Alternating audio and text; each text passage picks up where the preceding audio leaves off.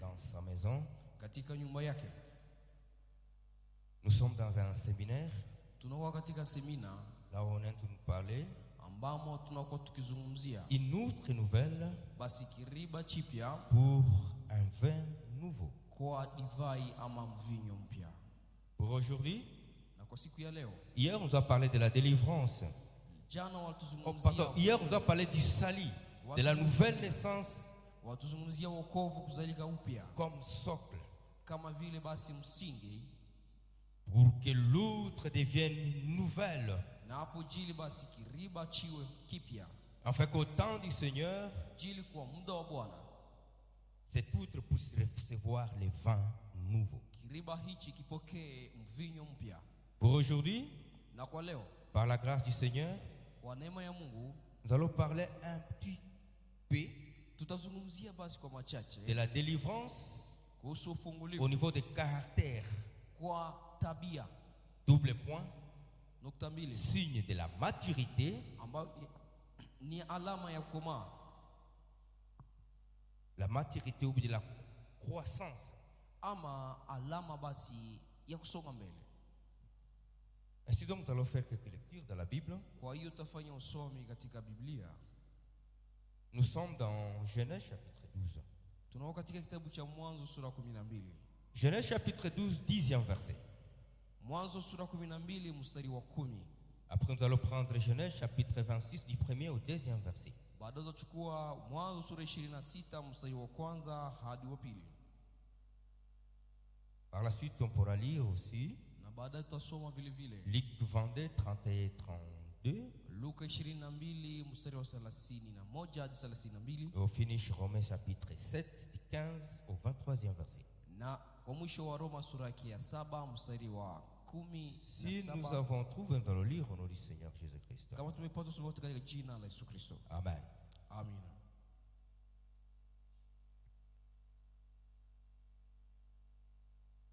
Il y eut une famine dans le pays, et Abraham descendit en Égypte pour y séjourner, car la famine était grande dans le pays. Amen.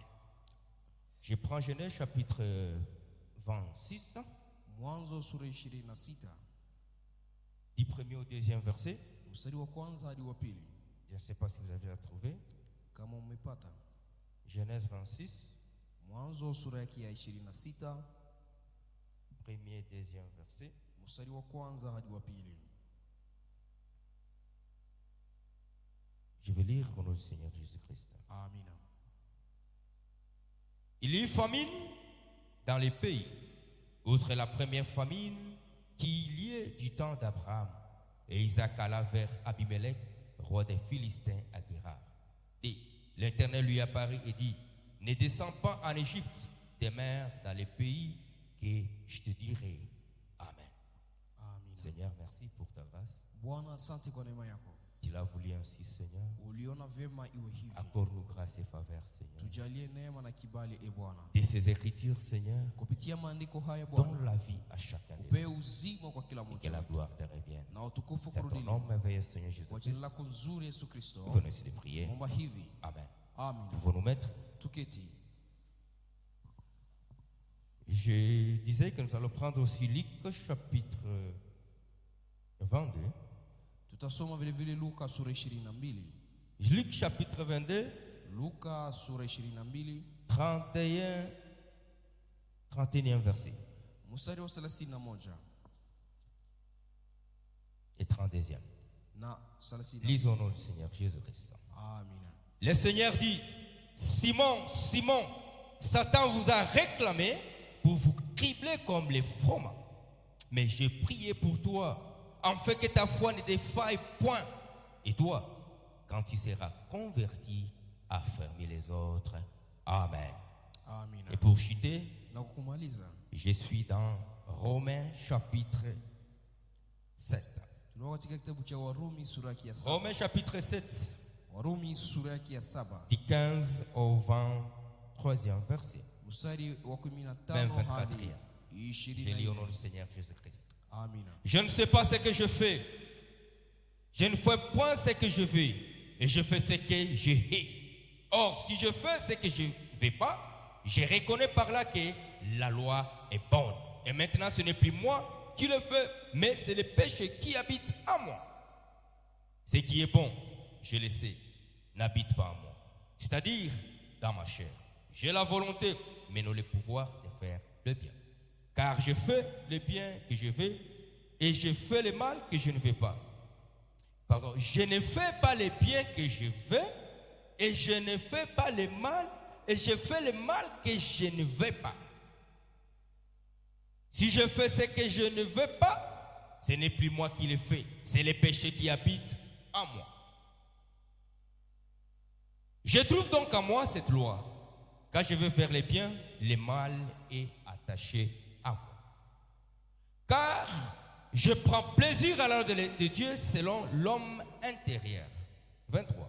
Mais je vois dans mes membres une autre qui lutte contre la loi de mon entendement et qui me rend captif de la loi du péché, qui est donc mes membres. 24. Misérable que je suis, qui me délivrera du corps de cette mort? Amen. Amen. Nous bénissons grandement le Seigneur Tunaendelea kumbariki Bwana pour ce temps que Dieu nous accorde encore une fois dans sa maison. kwa muda ambao tujalie katika nyumba yake. Bien-aimé, Mpendwa, ce séminaire hii semina n'est pas une condamnation sio ajili ya kuhukumu mtu ou bien un signe d'indexer une personne ama ya kumshota mwingine kidole ou bien de se moquer des uns des autres, ama kumziaki mwingine ama mais c'est pour nous amener tous ni jila kutuleta sote à faire une prise de conscience kuweza kuamsha pour dhamiri une zetu bonne décision de nos vies na tuweze tuchukue et msimamo faire mwenyewe maisha la yetu, joie et la gloire de l'Éternel. na hiyo ilete utukufu kwa Bwana. Bien-aimé, Mpendwa, pour aujourd'hui, nous allons parler, comme je venais de le dire, kwa leo tutazungumzia kisi nilivyosema, la délivrance au niveau des caractères. kufunguliwa na tabia mbaya, tabia mbovu Signe de la croissance, de la maturité. ambayo ni alama basi ya kukomaa. Que signifie le caractère? Basi tabia inamaanisha nini? C'est une attitude au comportement qui permet de distinguer une personne parmi tant d'autres. Ni hali ambayo inamtofautisha mtu miongoni ya wengi. Soit par rapport aux mœurs, par rapport aux états d'âme. Saa zingine kuhusu samani fulani ama hali ya kukua. On peut définir le caractère comme une qualité bonne ou mauvaise Tunasema kama tabia inaweza kuwa nzuri ama qui mbaya, distingue un peuple des autres ambayo inamtofautisha mtu na watu ou une wengine, personne des autres ama mtu mmoja na ou bien watu une wengi, personne envers une autre personne. ama mtu huyu na mtu mwingine. Pour dire ceci, Kusema hivi, les caractères que nous affichons tabia tunazozionyesha dans nos vies katika maisha zetu, déterminent les esprits, bien l'esprit qui nous anime. hizo zinaonyesha roho gani Lorsque inatawala. vous faites constat de tel ou tel caractère qui vous gangrène, qui se manifeste en vous, Ukigundua tabia hii ama ingine ambayo inaonekana maishani mwako, cela montre et détermine quel type d'esprit qui vous anime. hiyo inaonyesha basi hali ya roho inayokutawala. Dans Romains chapitre 8, le 5e verset, Katika Waroma sura yake ya 8 qu'est-ce qu'on nous dit? wanasema Ceux nini? qui vivent selon la chair s'affectionnent aux choses de la chair, Wale wanaoishi kwa mwili wanajiambatanisha na mambo ya mwili, tandis que ceux qui vivent selon l'esprit s'affectionnent aux choses de na l'esprit. wale wanaoishi kwa roho wanaambatana na mambo ya roho. 7e, 8e verset, qu'est-ce qu'on nous dit? Mstari wa 7 na 8 L'affection de la chair wanasema kupenda mambo ya est mwili l'inimitié contre Dieu, inaleta uadui kati ya parce qu'elle ne mwanadamu, se soumet pas à la loi de Dieu kwa sababu mwili hainyenyekee kwa sheria et ya qu'elle Bwana, ne peut même pas. na haiwezi kama. Or, ceux qui vivent selon la chair Na wale wanaoishi sawasawa na mwili ne sauront plaire à Dieu. hawatajua kumpendeza Mungu. Dans Jean chapitre 3, le 6e verset, Katika Yohana sura yake ya Qu'est-ce qu'on nous 3 dit? mstari wa ce 6 qui est né de la chair est chair, sema kile kilichozaliwa kwa mwili et ce ni qui est de mwili, l'esprit est esprit. na kile kilichozaliwa kwa roho ni roho. Ainsi donc, dans Galates chapitre 5, Kwa hiyo katika Wagalatia sura du yake ya 19e au 21e 3 verset, mstari wa 19 hadi 20 on nous montre les caractères wanatuonyesha matabia qui reflètent les fruits ou bien les œuvres de la chair. ambazo zinaonyesha matunda ya mwili. Tandis que dans Galates chapitre 5, Lakini katika tu Wagalatia du sura ya 22e au 23e verset, mstari wa 22 hadi ce 23 sont les fruits ou bien les œuvres de l'esprit. ni matunda basi ya roho. Bien-aimé, Mpendo, nous aimerions parler de la délivrance. tunakuwa tukizungumzia ufungulivu. Vous savez, le salut, Unajua wokovu c'est un processus, c'est une action instantanée.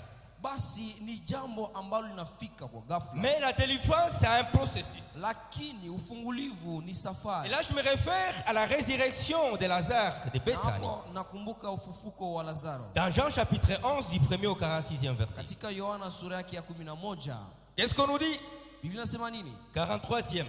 43. Ayant dit cela, Jésus cria d'une voix forte: Aliposema hivyo Bwana akisema kwa Lazare, sauti kali, sors! Lazaro toka. Et les morts sortit. Na basi mfu Une akafufuka. action instantanée. À l'instant même, Lazare quitta. Hapo Lazaro Etombo. kitoka katika makaburi. Mais qu'est-ce que nous dit la suite? Lakini hakufuata anasema nini? Mais les morts sortis, Anasema huyu mfu les akitoka. pieds et les mains liés des bandes, Miguu na mikono imefungiwa na et les sanda. visages enveloppés d'un linge. Na huyu uso wake umefungwa na kitambaa. Jésus leur dit: Na Yesu akamwambia, déliez-les mfungue et sana laissez-les aller. na mwache aende zake. Synonyme de l'étape de la délivrance. Hiyo ni picha basi ya Vous avez kufunguliwa. quitté la mort pour la vie, Toka katika mauti na ya mais il y a uzima. des bandes, Lakini des panakuwa linges qui vous entourent, qui vous emprisonnent, panakuwa ama vitepe ama sanda ambayo inaendelea kufunga. et qui rend difficile d'effectuer certains mouvements, certaines actions. Na hiyo inafanya kwamba usifanye hatua fulani. Ce qui a fait à Jésus de dire Ndio maana Yesu kusema à ces gens-là: déliez-les. mfungue mtu huyu. La délivrance est une étape de la vie chrétienne Ufungulivu ni kipindi cha maisha ya Ukristo qui a sa raison d'être après la nouvelle naissance. ambayo inajishimika kisha tu kuzaliwa Après upya. avoir reçu le Seigneur Jésus-Christ comme Seigneur et Sauveur de votre vie. Kuwa Bwana Mwokozi wa maisha yako, Oui, c'est ça. basi Ainsi donc, nous pouvons dire ceci: kwa hiyo tunatafuta kusema hivi. le salut est une action instantanée, Wokovu ni jambo linafika kwa ghafla. tandis que mara la moja. délivrance est une action progressive. Lakini ufungulivu ni Au safari fur et à mesure, on écoute la parole de Dieu. ambayo inafika maadamu unaendelea kusikia Dans neno la cette Mungu. marche que vous faites avec votre Dieu, Katika safari hiyo unafanya pamoja na Mungu wako. je vois la vocation de l'homme de Pierre. Natazama uwito wa mtumishi wa Mungu Petro. Dans Luc chapitre 5, du 8e au 10e verset, Katika Luka sura ya 5 mstari après wa avoir 8, vu cette pêche miraculeuse, Petro kisha kuona uvuvi wa on nous dit que kimuujiza. Pierre tomba aux genoux du Seigneur et Wanasema dit: Petro akianguka miguuni. Seigneur, retire-toi de moi parce que je suis un homme pécheur. Bwana, ondoka mbali nami kwa sababu mimi ni mfanya dhambi. Mais Jésus dit à Simon: Yesu kamwambia ne Simoni, crains point, usiogope. désormais tu seras pécheur. Donc, Toka leo utakuwa le mvuvi wa salut watu. de Pierre, Wokovu wa Petro, la nouvelle naissance de l'homme de Pierre, uzalika upya kwa qui Petro, était Simon mais il devient Pierre. ambaye alikuwa Simon lakini sasa amekuwa Petro. Mais dans Luc chapitre 22 du 31e au 32e verset, Katika Luka sura 22 mstari wa jour 31 pour jour, Pierre est en train de faire marche avec le Seigneur. siku kwa siku Petro anafanya safari na Le Bwana. Seigneur lui livre un secret. Bwana akimpatia siri. Simon, Simon, Simoni, Satan vous a réclamé Ibilisi anakuwa pour vous kupepeta. cribler comme les faux mâts. Jila kupepete kama ngano. Mais j'ai prié pour toi, Lakini mimi afin nilikuombea. que ta foi ne défaille point. Jili imani yako Et toi, isiyumbishwe. quand tu seras Na converti, wewe utakapoimarishwa affermis-les. basi uimarishe wa ndugu zako. Quelle que soit la marche ou le temps que nous avons passé dans le Seigneur, Ijapokuwa muda umepitisha pamoja na quand Bwana, même l'avons reçu comme Seigneur et Sauveur, umpokea kuwa Bwana Mwokozi wa maisha mais yako. comprends bien aimé, Lakini elewa nous mpendwa, sommes appelés à la délivrance et cela du jour au lendemain. tumealikwa kufunguliwa na hiyo siku kwa siku. Pierre ne savait pas qu'il y avait des réclamations Petro de la part du diable pour hakuwa sa vie. anajua kwamba ibilisi anakuwa Mais heureusement Jésus priait pour lui. lakini heri kwa On lui sababu avait Yesu livré les alimwambia. secrets. Na akimpatia siri Mais hiyo. le mal en est que l'homme est toujours résistant. Sasa kibaya ni kwamba mwanadamu anakuwa Et il a kushindana. toujours dit non à ces vérités. Anakuwa akisema akikatalia basi kweli hiyo. La délivrance. Ufungulivu. Quel est l'objectif, comment dirais-je? Ou bien qu'est-ce que signifie la délivrance? Basi ufungulivu inamaanisha nini? Rendre libre ce qui est oppressé, opprimé. Kuachilia kitu ama mtu ambaye ameonelewa. Rendre libre de ce qui vous fait rendre libre de ce vous rendre libre de ce qui vous fait souffrir. Voilà. kuacha huru na kile kitu ambacho kinakutesa, Vous débarrasser d'un état qui vous met en malaise physique, moral et spirituel. kukuondolea hali ambayo inakufanya uwe mgonjwa ama kimwili ama kiroho. Quels sont les objectifs de la délivrance? Asa shabaha gani ya ufungulivu? Premier objectif, Shabaha ya kwanza, la délivrance ufungulivu permet à rendre une personne libre de tout mouvement inaruhusu mtu awe huru pour kufanya bien servir le hatua zote, Seigneur en toute amtumikie liberté. Bwana katika uhuru wote. Deuxième objectif, Shabaha ya pili, prépare une personne à l'enlèvement du Seigneur. hii ufungulivu na muandaa mtu jila aweze kunyakuliwa Au son de la trompette, wakati parapani à la tani rencontre avec son Seigneur. aweze kumlaki Bwana wake Bien-aimé. mbinguni. Mpendwa, Ne verra le Seigneur, ni yule n'écouteront le son de la trompette ambaye atasikia sauti ya qu'à parapani, ceux-là qui se laissent dans cette dynamique de la délivrance. ni yule ambaye atakubali kuenda katika safari Parce ya qu'aucun mabadiliko. démon n'entrera au ciel. Kwa sababu hapana demoni moja Alors si je itaingia laisse mbinguni. ma vie dominée par des démons sous forme de tel ou tel caractère, Nikiacha maisha yangu inavamiwa na tabia ama daimoni fulani, comprends que c'est une limitation, c'est un blocage pour Hapo. c'est l'idéal du son de la trompette. Le elewa kwamba royaume hii des cieux. itakuwa mipaka ama takutilia mipaka jili usifikie shabaha ya kuingia katika ufalme wa mbingu. Parler de la délivrance Kuzungumzia ufungulivu sous-entend amener ou bien mettre fin à une domination quelconque. inamaanisha kutia mwisho kwa utawala fulani.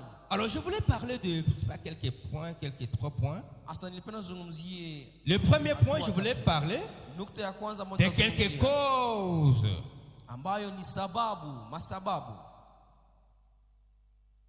qui font qu'il y ait domination puis possession de la vie d'une personne manifestée sous forme de certains caractères. ambazo zinaonyesha kwamba mtu amevamiwa na mapepo na hiyo inajionyesha kupitia tabia fulani, Quelques causes. sababu fulani ya hizo. Deuxième point, Nukta ya pili, j'aimerais aussi parler nilipenda vile vile nizungumzie quelques caractéristiques de vie sous domination. hali ya maisha ambayo imekuwa chini ya kumilikiwa. Et Ya le kutawaliwa. dernier point, Na nukta la mwisho, quelques facteurs permettant de décrocher la délivrance au niveau caractériel. nukta ambazo zitasaidia mtu afunguliwe na tabia mbaya. Comme j'étais en train de le dire, Jinsi tulivyokuwa ce tukisema, séminaire, ce n'est pas une condamnation, hii semina sio jambo la kuhukumu wengine indexer l'autre, non. ama kumshota mwingine vidole. C'est un temps où le Seigneur nous accorde grâce pour que chacun de nous fasse l'introspection de sa vie Lakini ni muda ambao Bwana tupatie ili kila moja et achunguze comprenne maisha quel type d'esprit qui l'anime. na agundue roho gani na mtawala, Qui fait que les mêmes causes produisent toujours les mêmes effets. jili sababu hizo zitoe Alors, matokeo yale yale. quelques causes de domination ou possession manifestées sous forme de certains caractères. Basi ni sababu gani zinafanya kwamba mtu amilikiwe na inajionyesha kupitia tabia? Première cause, Sababu ya kwanza, le péché zambi ou récidive dans les péchés. ama kudumu katika zambi. On vous interdit telle voie, Wanaokataza mais vous njia récidivez. lakini unarejea katika Dans njia. Matthieu chapitre 12, 43, 45, qu'est-ce que Katika Mathayo sura Qu'est-ce que nous 12, Biblia inasema lorsque l'esprit impur est sorti d'un homme, wakati roho chafu mtoka mwanadamu il ne va pas dans les lieux arides, anaenda katika mahala pakavu cherchant du repos et il n'en trouve point. akitafuta basi mapumziko, lakini Alors il dit, hasa je anajiambia, retournerai dans ma maison nitarudia katika d'où je nyumba suis sorti. ambamo Et quand nilifukuzwa. il arrive, Na anapokuja il trouve la maison vide, anakuta nyumba aliko balayée et ornée. limefagiliwa na Il limepambwa, s'en va. basi Il anaenda prend avec lui 7 autres esprits, anachukua tena daimoni 7 plus méchants que lui. zikali kuliko yeye, Il a entré dans la maison, na anakuja katika s'y nyumba hiyo, établissent. anaweka makao Et la yake. dernière condition de cet homme Na est pire que les premiers. hali mpya ya umu itakuwa mbaya kuliko ile ya Bien-aimés, kwanza. faisons attention avec les péchés cachés Mpendwa, tufanye angalisho na dhambi ambayo imefichwa, qu'on ne fait jamais abandonner, ambayo haupendi kama qu'on ne uachilie, fait jamais confesser. ambao haupendi kama kukiri. Une maman, lorsqu'elle était encore jeune fille, Mama moja wakati bado ni elle est kijana restée dans un lopin de parcelles, alikuwa anabaki lopin de katika terre, avec maskini. sa voisine. Alikuwa anaishi na jirani yake Elles se sont tiraillées. na wakifarakana. Alors dans ce processus de malentendu, Asa katika hiyo hali ya kutokuelewana, la sœur, dada ou bien la maman en tant que jeune encore fille, huyu elle a vu mama, l'enfant de cette maman en train de jouer dans la cour. wakati akiwa binti akiona mtoto ya jirani Elle est comme là que l'enfant s'approchait d'une fosse. asa kibani kwamba mtoto huyo Mais alikuwa étant donné qu'il y avait tiraillement, il y avait malentendu entre la sœur et la voisine, la maman de l'enfant. lakini kuna kisipele kama farakano kati ya hawa mama wawili, Elle a fait semblant. huyu mwana Elle avait binti moyen d'aller sauver cet enfant de alikuwa cette na fosse. uwezo wa kwenda kuokoa mtoto Mais elle a huyu, laissé l'enfant lakini tomber dans la akiacha fosse. mtoto huyu Et anaendea l'enfant était mort. hadi katika shimo na mtoto akaingia ndani. Le papa de retour, lorsqu'il a appris cette nouvelle, a chassé la maman. Moi, je ne Basi. peux pas accepter ça. Baba aliporejea nyumbani akielewa kwamba mtoto aliingia katika shimo, akimfukuza mke Donc wake. la maman a perdu l'enfant Kwanza et mama a akapoteza perdu mtoto aussi wake, son foyer. akipoteza vile vile nyumba wake. La fille, Sasa huyu binti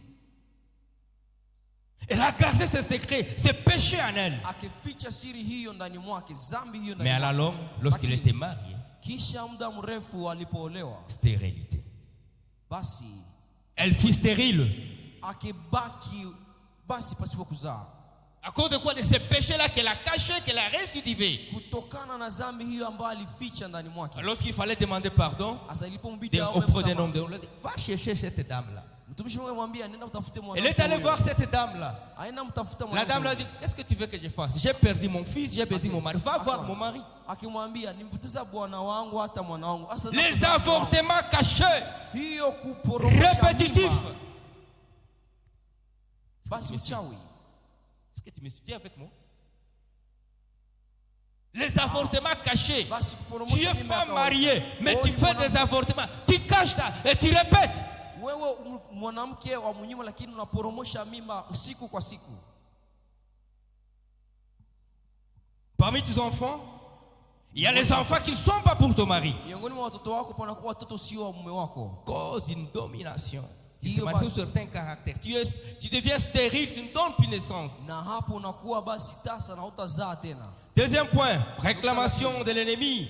Wakati adui Et de ses disciples. anakutaki, hapo Et les disciples de l'ennemi, voulais-je dire. basi wale wanafunzi wa adui yako. Et là, nous avons, disons, Luc chapitre 22, 31 et 32. Na hapo ni katika Luka sura 20. Jésus dit, Simon, Simon, Nasema Simoni, Satan Simoni, vous a réclamé pour vous cribler comme du froment. Ibilisi anakutafuta jili ya kupepeta Mais kama j'ai ngano. prié pour toi afin que ta foi ne défaille point. Lakini mimi nilikuombea jili imani yako isiyumeyume. Mais le comble en est que Lakini kibani kwamba ces genre de personnes, watu kama hawa avec cette faveur, cette grâce qu'elles ont, wakiwa na neema hii elles se permettent de se détacher de cet homme-là, de ce Wanajiruhusu. mentor-là qui est en train de prier pour que Wanajiruhusu. les réclamations de l'ennemi ne puissent pas affecter leur vie. wanajiruhusu kujitenga na huyu ambaye anakuwa akiwaombea, na hapo Bien-aimé, tel que tu es là, tel que je suis là, mpendwa, gisi ulivyo gisi nilivyo. si le diable avait réclamé Simon, Ikiwa ibilisi alikuwa akimtafuta Simoni, pensez-vous que vous êtes le fleur, la fleur de l'ennemi? Je suis Oh. la fleur de l'ennemi. unadhani kwamba wewe ni maua ya adui? Troisième point, Nukta la tatu, la naïveté dans sa marche avec son Dieu. basi kukuwa rejareja katika safari yako Et dans na 1 Bwana. Corinthiens chapitre 11, le 23e verset, Na katika Wakorinto wa kwanza sura ya Qu'est-ce qu'on nous 11, Biblia inasema c'est nini? pourquoi celui qui mangera le pain ou boira la coupe du Seigneur indignement Yeyote ambaye atachangia basi kikombe na sera mkate coupable siku envers sahihi, le corps et le sang du Seigneur. huyu atajihukumu kupitia mwili na damu Que ya chacun donc se prouve soi-même. Kwa hiyo basi kila mmoja ajichunguze, Et qu'ainsi ils mangent du pain et boivent de la coupe. na hapo baadaye basi aweze kumega mkate na kukunywa. Car celui qui mange et boit sans discerner le corps du Seigneur mange et boit un jugement contre lui-même. Yule ambaye atachangia meza ya Bwana pasipo kujichunguza atakuwa kokota hukumu juu yake. C'est pour cela Ndio maana qu'il y a parmi vous beaucoup d'infirmités, panakuwa basi magonjwa des maladies. magonjwa Un grand nombre sont morts. na watu wengi wamefariki. Quatrième point, Nukta la nne, pratique des cérémonies occultes, hufanya uchawi. coutumières étant même dans le Seigneur. uchawi ya kimila ikiwa bado huko Mkristo. Dans Corinthiens chapitre 10, le 21e verset, Katika Wakorintho wa kwanza sura 10, vous ne pouvez boire la coupe du Seigneur C'est et la coupe des démons. hautachangia kikombe cha Bwana na kikombe cha madaimoni. Vous participez à la table du Seigneur et à celle des démons. Unahudhuria basi kwa meza ya Bwana na meza ya madaimoni. Mpendwa, Voilà encore une autre source, bien-aimé, tazama sababu pour nyingine rendre votre vie captive. utafanya maisha yako ifungwe. Fais attention, bien. Tufanye angalisho mpendwa. Non-accomplissement devait contacter avec son Dieu. Kutokutimiza naziri ambayo ulifanya mbele za Mungu. Bien-aimé, Mpendwa, là je vois Ananias et Sapphira. hapo natazama basi Anania Il na faut faire Safira. attention. Inabidi kufanya angalisho. Je voulais toucher un point. Nilipenda nizungumzie nukta moja. Entrer en contact avec les morts. Kuweza kuzungumza ama Vous avez un membre de kusema famille wafu. qui était déjà mort. Unakuwa na mtu wa Mais jamaa facilement, vous ne vous gênez pas lorsque vous êtes en problème. lakini haone aibu ama shida unapokuwa katika Vous shida. allez au cimetière Unaenda kwenye et makaburi vous voilà sur les tombeaux. Non. de là. Ou Et non. tu commences à faire des imprécations. na unakuwa hapo Mama kuzungumza na huyo uliendaka mfu. mbio. Unaona kibiko bananitesa. Vraiment, tu es pas Unaona trop bunyumba vite. niko Regarde hapo. comment on a Depuis uliendaka papa. Unaona ki mama lishakuwa. Depuis mama uliendaka. Unajua ki papa. Il y a une jeune fille. panakuwa binti moja. Lorsque je vois les portraits qu'elle affiche dans ces, comment dirais-je, pas WhatsApp, je sais pas, machin. Ninapoona picha ambazo na wewe Facilement, je comprends que cette dame a un problème. naelewa hapo. Et lorsque je vérifie bien, c'est vrai. na ninapochunguza na kugundua kwamba ni Vous la kweli verrez en train de publier les photos de sa maman défunte. utaona na kwa kiposti basi mapicha za mama. Bien aimé, c'est un lien de condamnation. Elewa kwamba hiyo ni L'ange avait dit mwana malaika akisema à Marie, akimwambia malaika, pourquoi vous Maria, cherchez les vivants parmi les morts? kwa nini mtafuta yule anayeishi miongoni Mais mwa c'était wafu? Jésus qui venait chercher, qu'elle venait chercher. Walikuwa Alors wakimtafuta pourquoi l'ange a dit, pourquoi venez-vous chercher les vivants parmi les na morts? malaika wame, kwa nini mtafuta yule anayeishi miongoni mwa wafu? Vous faites le yoga. Sema wewe unafanyaka Vous yoga, faites le yoga. C'est une certaine concentration. unakuwa na hali moja, unajiweka sawa, Vous prenez du temps de réfléchir. unakamata muda ukitafakaria. Bien aimé. Mpendwa, Faites attention à vos pensées. fanya angalisho kwa De peur akili qu'elles zako, deviennent vos paroles. ajili asikuwe maneno yako. Faites attention à vos paroles. Fanya angalisho kwa De peur maneno qu'elles yako, deviennent vos actions. ajili asikuwe matendo yako. Faites attention à vos actions. Fanya angalisho kwa De peur matendo qu'elles yako, deviennent vos habitudes. na hii matendo isikuwe tabia Faites yako. attention à vos habitudes. Fanya angalisho De kwa peur qu'elles tabia deviennent zako, vos caractères. ajili asikuwe basi hali yako. Faites attention à votre caractère. Na ufanye angalisho na De hali peur yako, qu'elles deviennent votre destination. ajili asikuwe basi ujio wako. Voilà, concentré. Vous mettez des idées en tête. Unakuwa hapo Faites kitafakaria. attention aux conséquences. Wewe fanya angalisho kwa matokeo.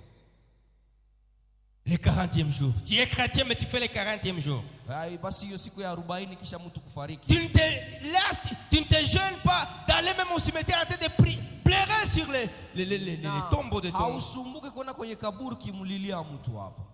Dans vos rêves, Katika ndoto zako vous ne voyez que les tombeaux au cimetière où vous aviez enterré vos grands-pères. wewe unajikuta Faites attention. kwenye makaburi ambayo Il y ulizika. a une wazee wako. communication que vous êtes en train de vous faire. Elewa kwamba anakuwa shida ambayo unakuwa kujikokotea. Unakumbuka kwenu ku village, umandoto wako unakumbuka kwenu ku village. Je te rappelle toujours de chez vous là-bas au Kule village. chini akasumbaleza kule chini. Là, trop loin, dans la forêt. Faites attention, bien-aimés. Fanya angalisho mpendwa. Septième poche, cinquième poche, je pense. Sixième. Déviation sexuelle. Sababu ya Déviation saba sexuelle. ni hiyo hali ya kunenda Polygamie, polyandrie, hiyo upande wa bestialité, inceste, na hiyo kukutana accroît à la masturbation, ama kujiridhisha mwenyewe. impudique même marié dans sa maison. Wewe ni msharati ikiwa bado umeoa. Tu es marié mais impudique dans ta maison. Wewe ni mwanandoa lakini uko msharati.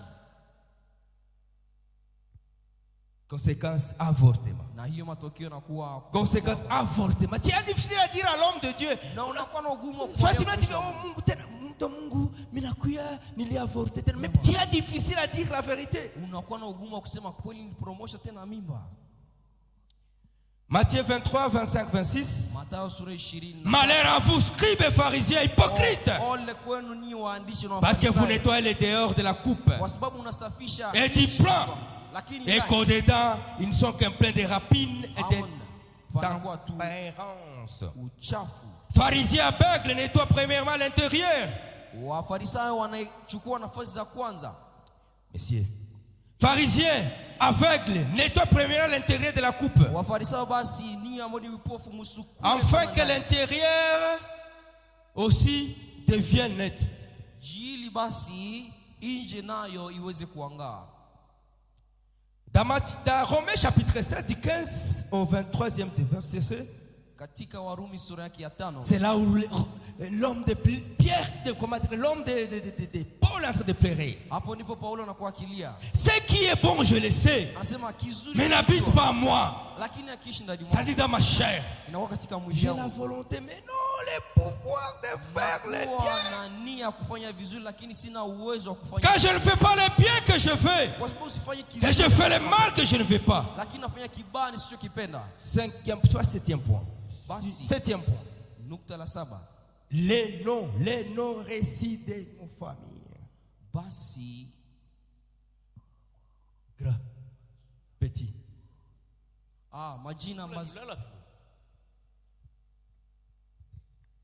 majina ambazo tulipata katika jamaa zetu.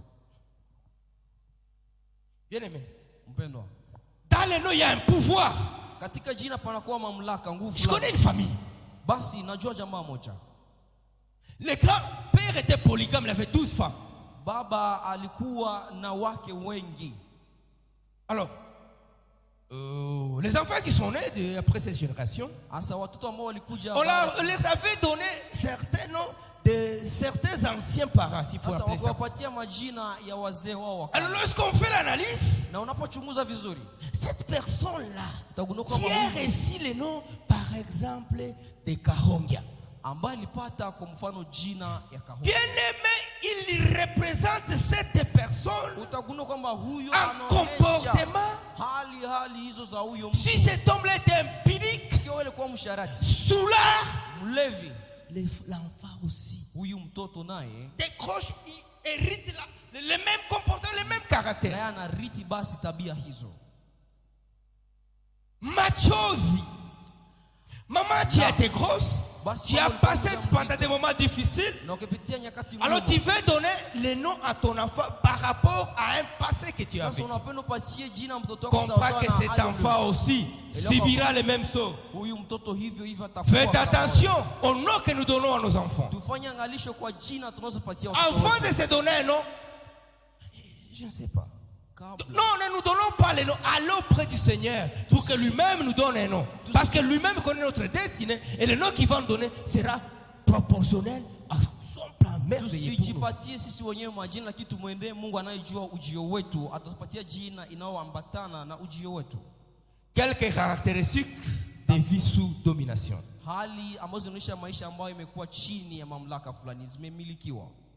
Lorsque le passé de votre vie, Wakati ya kale ya maisha yako, pardon, lorsque le passé de votre famille, wakati ya kale ya jamaa les yako, membres de votre famille, wanamemba wa jamaa yako, leur passé mapito yao continue à avoir de l'influence ou continue à peser sur votre vie, yanaendelea kuwa na mvuto sur votre avenir. kwenye ujio wako. C'est là où nous avions lu Hapo ndipo tulisoma dans Genèse chapitre 10, je pense, katika Mwanzo sura yake et ya 10. Genèse chapitre 26. Mwanzo Là où sura la ya 10. même famine qui s'était manifestée à l'époque d'Abraham Pale ambapo hiyo njaa ambayo ilikuwa kwa wakati wa Ibrahim ikaonekana kwenye jamaa ya s'était manifestée également Isaac. dans la famille d'Isaac. La même stérilité chez Sarah, de même Sarah. chez Rebecca.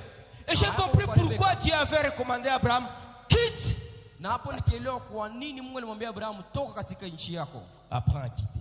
jifunze kutoka. Tu es là, Unakuwa tu hapo, dis que tu es mature, connaissant la réalité de ta vie, unajua kuna mais maisha. chaque instant, Lakini Mrs. bila- fanya kitu bila kuambia Je shangazi. peux pas faire quelque chose à demander à la tante. Yuko ananiambia nende kule kule kanisa. Ndalomba ruhusa ya shangazi. Avant d'aller à cette église, tu dois demander la permission à la tante.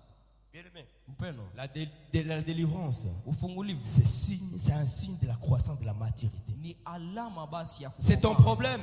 Si tu ne décides pas, l'attente ça manque. Kama wewe hutaamua basi shangazi hatasumbuka. Deuxième point. Nukta la pili, La réalité de votre vie hali ya est maisha yako une répercussion de déclarations maléfiques.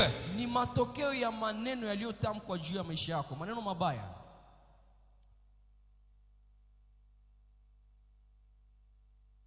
Je vois Akab. Namwona Ahabu Il se sent à l'aise anajisikia huru de demeurer dans les camps des prophètes des mensonges. kudumu katika Pour- kambi ya Il wanabii y a une wa parole qui a été déclarée sur sa personne. na panakuwa neno ambalo limesemeka juu yake. Je mettrai du mensonge dans les prophètes. Nasema nitaweka uongo katika vinywa vya wanabii wako. Et si vous regardez cette vie, Na ukitazama maisha hiyo, unapendaka tu vya bongo. tu aimes toujours ce qui est Mwana mensonge. kudanganya ndio tu te sens à l'aise à côté de la personne qui te ment. Wewe unafurahia kudumu kwa yule Pour ambaye vous combien anakudanganya. kweli hapana msikia kwa incompatible avec Mais la toi. personne qui te dit la vérité, tu es incompatible. Faites attention, bien-aimé. Fanya angalisho mpendwa. Mtu mwanakupenda La personne qui t'aime, hamfurahii. tu n'es pas content Mais d'elle. unafurahia mwenye hakuhangaiki. Mais tu te réjouis de celle qui Uko na jiinterese na shamba ya Naboti. Haiko yako. Jiinterese na yako uitengeneze. tu t'intéresses du champ de Naboth. Mais Akab c'est content de s'intéresser au champ de Naboti. Na uache muda ya kujisumbusha. Unaona mama iko na watoto wa mzuri, mimi hangaikie wake. Anakuwa atire kwa watoto ya mwingine. La maman a ses propres enfants, mais elle est Mtoto pas wanawauzia nguo moya rangi moya. on les achète tous des habits de la Mais même zake couleur. hazipende, anapenda tu za mwenzake et pourtant même couleur, même taille. Mais la personne ne se réjouit pas de ce qu'on lui a donné. Comprends qu'il y a une parole maléfique Et qui a là, été quand on a prononcée. quoi neno ambayo Haupendake vyako, unapendaka tu vya mwingine. toi tu n'es Wanauziaka viatu vyako utavivala, kwa vivala unasikia unawashawasha mpaka uvale vya mwingine. on te donne tes souliers, mais tu te sens gêné dans tes souliers. Ton foyer, c'est ton mari, sont tes enfants. Unyumba wako ni wako, ni Mwanasiaka bwana mwako wako. na washiwa mpaka uende nje. Jusqu'à ce que tu vas voir ailleurs.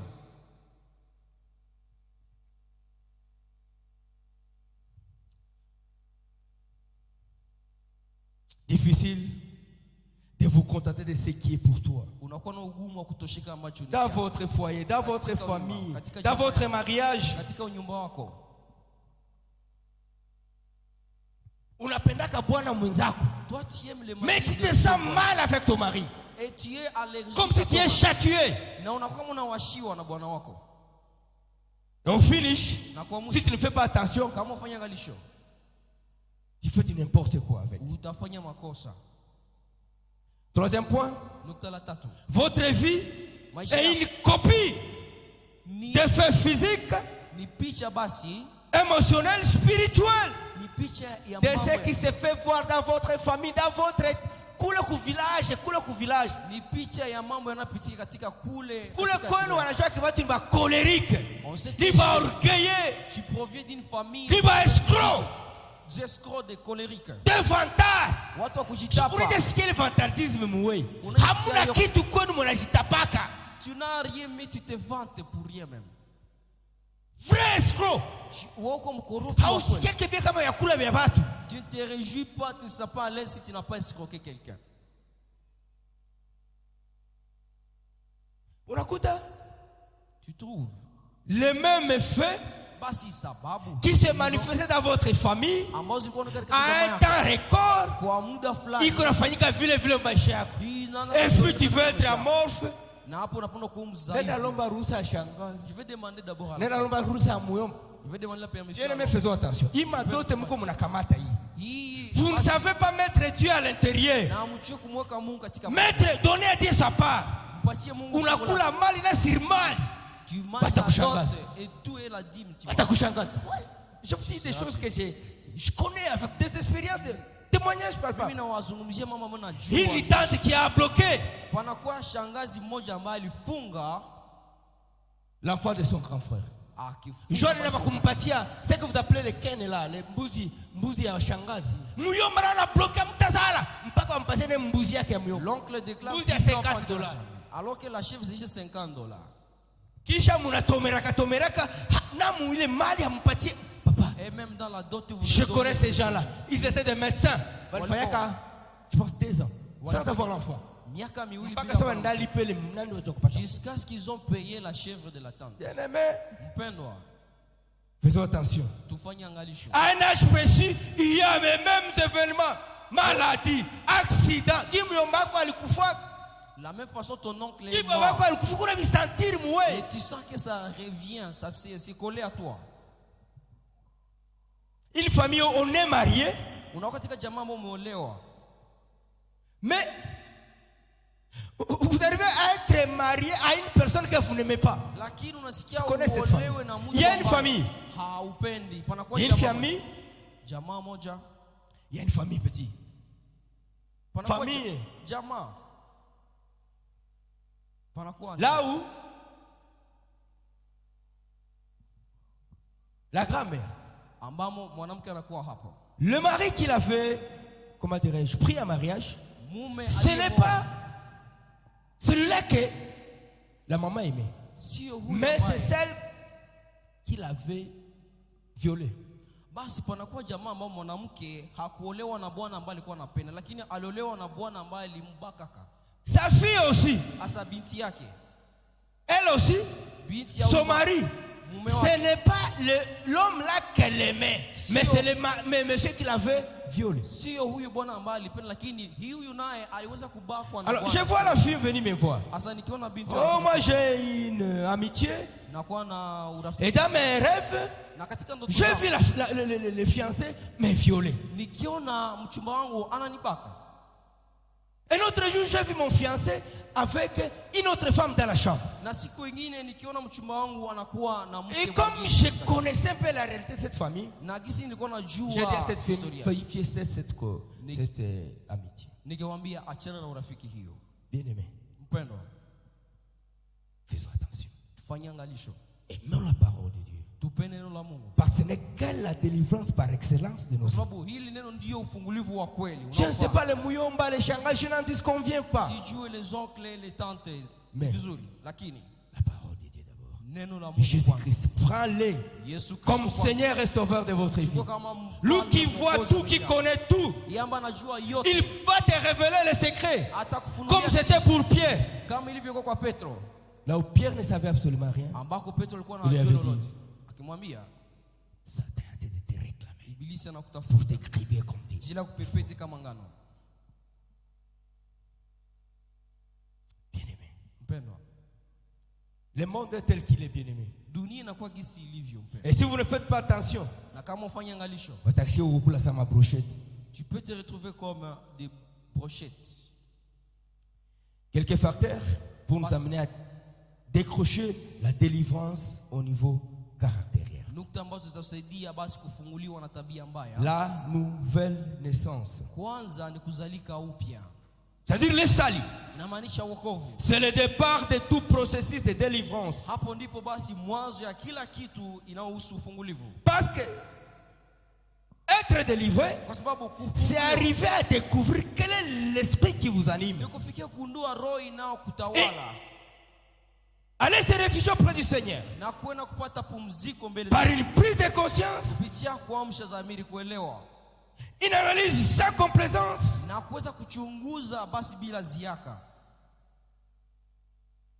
En regardant la succession de certains faits, de certaines circonstances de votre vie. na ukitazama gisi gani mambo yanafika katika maisha C'est là où Pierre ndio hapo Petro regarde sa akisema vie. anatazama maisha Il yake, écoute le message de Jésus. anasikia ujumbe wa Yesu Kristo, Il voit aussi la pêche miraculeuse. anaona basi uvuvi wa kimuujiza, Il tomba au genou de Jésus. akianguka miguuni mwa Yesu Il dit, Kristo, Seigneur, retire-toi de moi. Bwana ondoka mbali nami. Cette découverte doit être accompagnée d'une prise de conscience, Hiyo kugundua mambo inabidi ikuwe d'une détermination afin de prendre une décision responsable. na bidii ili uweze kukamata msimamo unaofaa. Le deuxième point, c'est la maturité. Ni kukomala, nukta la La pili, maturité. kukomala.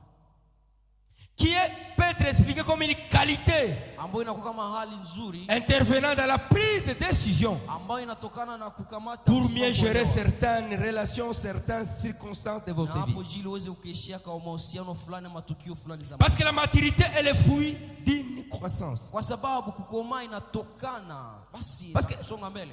Par manque de la maturité, Sababu wakati haukomai on risque de mener une vie comme l'Autriche, unaweza kuwa basi kama hiyo ndege ambayo qui voit les dangers, ambayo inaona shida, creuse un petit trou, inatoboa shimo, il met sa tête, inaficha kichwa chake, tout le reste lakini yote est ya visible, il pense que miguu na Ya vingine basi protege. vinaonekana, na nadhani kwamba gisa ameficha kichwa, amefichika vizuri. et c'est là dans 2 Chroniques chapitre 18 du 28 au 21e verset, Na hapo ni katika Mambo ya Siku ya Pili sura ya Akab qui 18. commence à parler à Josaphat. Hapo anakuwa akimzungumza naye Yosafati, Je vais me déguiser anasema nitaji pour aller au combat. jili niende kwenye vita, Mais toi, Josaphat, remets tes propres habits. lakini wewe Yosafati vaa mavazi yako ya kifalme. Mais il n'a pas su comment que cette flèche l'avait touché. Lakini hakujua wakati gani mkuki. C'est ce qui fait que lorsque vous avez des mauvais sorts dans votre vie, Ndio maana inafanya unakuwa na bahati mbaya katika maisha si yako. vous touchez quelque chose, ça s'avarie. Ukigusa kitu kinachacha, C'est difficile unakuwa na ugumu à t'accrocher à la parole de Dieu. wa kuzingatia neno la Mungu. C'est comme un enfant qui fait pipi au lit, Ni kama mtoto ambaye anakojua il se kitandani, contente de changer la culotte. na anaona vema tu kubadili kaputula yake Au lieu d'aller demander secours au Seigneur kuliko ende kuomba msaada kwa pour Bwana avoir la restauration, le changement, la délivrance de sa vie. ili apate marekebisho na hawezi Ukaguza chakula na chachaka, si tu ukasinikiza mtu kwa hospitali, ni dégâts. si tu accompagnes la maman de Si quelqu'un peut te parler de son projet, ça ne doit pas si réussir. quelqu'un te partage son projet basi hiyo Ni expliquer ailleurs. basi Explique-moi ça. unaelewesha namna gani? Nous avons besoin d'une délivrance.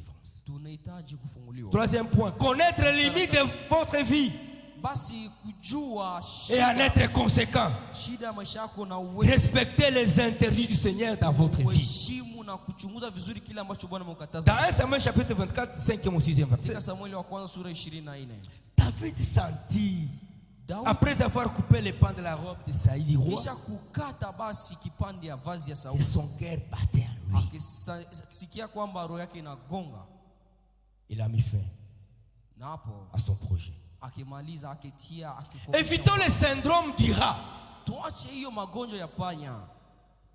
Le rat Unajua panya peut voir son père inaweza kuona baba yake capturé sur le piège là. ameshika kwenye mtego,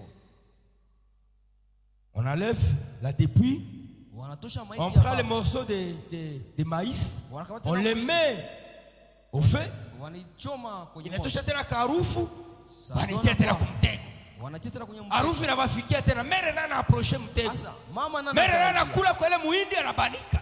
Mama nana anakula anakufa. Alors ule wapeti waseme hii ndio lukubwa wetu, Au lieu que les enfants se disent et voilà notre mais wanabakia pale biko wanangoa watie ile muhindi pale kwa ile vont mtego. rester là-bas en train de sillonner attendant le Évitons, maïs. évitons le syndrome du rat. Kwa hiyo basi tuepuke hiyo malali ya panya. Ou le même piège, le même fait qui a fait tuer certains membres de nos familles. Tunatazama hiyo mtego, hiyo hatari ambayo iliua wanamemba wa jamaa zetu. Tu commences à ressentir ça en toi. Na unaanza kujisikia na inaanza kuvutia ndani mwako. Facilement, tu te dis, mi. Moi, juge. Faites attention. Il y a un esprit de mort qui Fanya t'attire. angalisho, roho ya kifo inazunguka kwako. Ou bien dans votre famille, Ama katika jamaa yako. même forme de divorce. Hiyo hali ya talaka. La manière on vous chasse du boulot, c'est du copier-coller. Hiyo gisi wanakufuza kazini ni hivyo hivyo katika jamaa yenu. Je connais une famille. Najua jamaa moja. Là où Ambamo ils se disaient, voilà, même famille est tout bonne. walikuwa wanajiambia si katika familia. L'impudicité vraiment bat son record. Uzinifu ndio Mais la personne, elle a difficile de prendre décision de sa vie. anakuwa na ugumu wa kamata Elle ne se msimamo. gêne pas de monter des stratagèmes pour quitter son foyer. Na hajisumbue kufanya mambini juu natoka katika Elle a vu sa petite sœur quitter le foyer, ameona basi wenzake mais elle wanatoka pense que c'est un feu du hasard. na anadhani kwamba ni kwa bure. Bien aimé, Mpendo, nous devons prendre des décisions inatubidi kukamata pour msimamo couper les liens jili ya kuvunja basi qui vifungo nous rendent captifs ambavyo vinatufunga de nos familles, de nos coutumes. katika mila zetu, Et non accepter une vie de cache-cache, na hapana kuishi maisha ya kujificha, une vie de déguisement. maisha ya kujificha. Basi Ton choix ne s'oriente que cela vers auprès de ceux-là qui te mentent, wanakudanganya ndio unapendaka. wewe chaguo yako ni natu kwa wale ambao wanakudanganya. Wenye wakupendi ndio unapendaka. Ce sont les gens qui ne t'aiment pas, Wenye wanakupenda wapendaka. et les gens qui t'aiment toi tu les Vyako hauwezi kuvitunza. tu ne sais pas arranger. Wakakuzia viatu vyako vitalu. On t'achète des souliers, Vyako vitaribikia chini ya kitanda. Mais tu vas vouloir porter les souliers des autres. na unapenda tu vale vitu vingine, lakini vyako vina. Un autre point bien aimé. Faisons attention. Tufanye angalisho. Vous aviez acheté des habits, Uliuza mavazi, mais vous trouvez que l'un de vos habits est perdu. na unagundua kwamba mavazi yako mwenyewe imepotea. Mais à un certain moment, vous trouvez que panye lishakula ile nguo. Na unagundua kwamba panye chakula Mais haikulia que n'importe où. na haikukula haizuru. Si c'est un sous-vêtement, il ne kulia que par le kufasi iko spécifique que tout. Kama ni Toi, tu dis, chupi bon, basi bon. itakula kwa Ni hasard tu, vilikuwa tu vile. eneo inaofaa. Vilikuwa tu vile fallait. C'est un fait de hasard. Fais attention. Tufanye angalisho. Comment panye lingia mufalize yako? Comment Ilipita les wapi? C'est passé par où? Unakenyeka tu uko tayari kukamata ile sous-vêtement, panye lishikula. Tu trouves que les rats a grignoté là Unaituta wa. et tu portes ça quand même.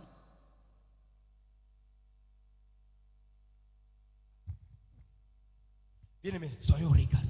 Mpendwa, tuwe waangalifu. Demandons que Dieu nous vienne au secours. Tuombe Mungu atujie kwa Il msaada. a besoin de nous délivrer de nos caractères, de ce que nous sommes en train de vivre. Atufungue na tabia tunazoziishi. Tu penses que c'est normal? Unadhani tu ni Oh, kawaida? si Dieu voulait lui passer à quoi tout. Fasha tu vile. Bien-aimé, Mpendwa, faisons attention. tufanyie angalisho. Ce monde, Dunia hii c'est un monde de paroles. ni dunia ya maneno. Lorsque tu vas penser que c'est bon, c'est une évidence, Wakati wazani kwamba tu iliposha fika, tu comprendras que tu es en train de perdre ton temps. utaelewa kwamba unakuwa kupoteza wakati C'est yako. le temps d'aller crier auprès du Seigneur Ni muda wa kumlalamikia Bwana. pour que l'Éternel te délivre, me délivre. Bwana kufungua ni Parce que son objectif, kwa sababu shabaha yake c'est vouloir mettre en toi du vin nouveau. ni kupenda kutia ndani mwako mvinyo Mais est-ce mpya. que Dieu va mettre du vin nouveau Lakini dans sasa des outres qui pas grave. je Mungu ataweka Hata vino nakupigia katika- nyama ya kuku. même si on peut préparer pour toi le Ba poulet, ukitia mukibakuli sa unaiona on Yesu. met ça dans une Unakusa kama walipanguza na kikoropo. Unakosa kama unaona tu kibakuli, unakosa kama utapike, mais pourtant à l'intérieur On a préparé un poulet pour toi, mais quand tu vois le vase, les contenus unashikuta na guu ya kukuli nakosa. ijapokuwa ndani mko kuku lakini unakosa. Mais Dieu, Lakini Mungu comme il honore, il connaît l'importance de son Esprit Saint, kuona gisi il anaishi veut le déverser dans une outre qui est neuve. anapenda aweke C'est aussi qu'il veut te préparer, me préparer. Ndio maana anapenda kuandaa niandae. Na kiakili, Hata meme que tu saches comment faire usage de l'Esprit de Dieu dans ta vie. ujue namna gani utatumika na roho wa Mungu ndani mwako. Hapana soda, Tu sois pas un hapana soldat. soda qui wanampatia sira. Unatia soldat wanakupatia silaha. Au lieu de savoir que cette arme c'est pour détruire l'ennemi, Kuliko ujue kwamba silaha hii ni ajili ya kuharibu adui. mais il l'utilise pour son voisin là. Lakini unaitumia ajili ya kuharibu ndugu yako sasa. Dieu veut nous rendre responsables. Bwana anapenda tufanye wasimamizi. C'est pour cela Na ndio maana qu'il a voulu nous parler aujourd'hui alipenda tuseme nasi de la délivrance au niveau de nos caractères. kuhusu ufungulivu wa tabia zetu. Ne nous trompons pas, ne nous voilons pas la face. Na Ce tusijifiche. que tu vois dans ta vie Ila unaishi maisha yako. détermine l'esprit qui t'anime, qui m'anime. Hiyo inaonyesha roho gani na kutawala ama inanitawala. Haiko ya kukatala mkinya kusema sema. C'est pas question de refuser par la bouche. Crions au secours du Mais Seigneur. plutôt, tumlalamikia Allons nous Bwana. prosterner sous ses pieds. Demandons secours du délivrant du Seigneur. Muombe Mungu atufungue msaada. Il est le bon berger. Yeye ni mchungaji mwema. Il a un plan merveilleux pour votre vie. Anakuwa na Un plan mpango wa merveilleux raha. pour ma vie. Anakuwa na mpango wa raha kwa ajili yako na kwa ajili Que Dieu yako. vous bénisse Mungu atukubariki. et qu'il bénisse sa parole. Na abariki neno lake. Approchons de Dieu. Karibu mtumishi wa Mungu.